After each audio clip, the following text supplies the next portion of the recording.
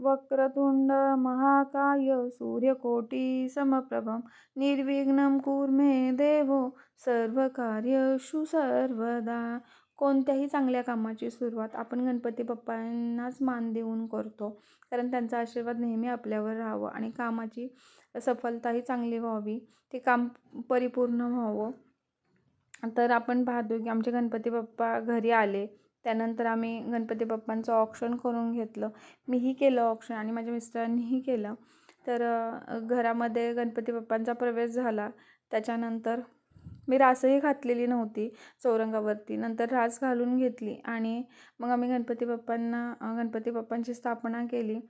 त्याच्यानंतर कलशही तयार करून घेतला. कलशाला मस्त असं क्लीन करून त्याच्यामध्ये पाणी आणि नागिनीची पानं लावून त्याच्यामध्ये सुपारी, एक कॉईन आणि फूल आणि तुळशीच्या दुर्वा घालून कलशाचीही मी स्थापना करून घेतली, नारळ वगैरे ठेवून.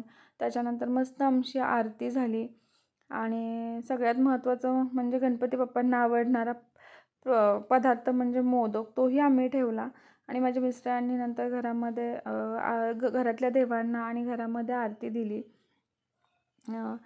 तर असं होतं आमच्या गणपती बाप्पांचं वेलकम आणि प्राणप्रतिष्ठा, तर म्हणजे स्थापना.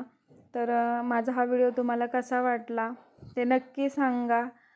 चलो बाय, भेटूया नेक्स्ट व्हिडिओमध्ये.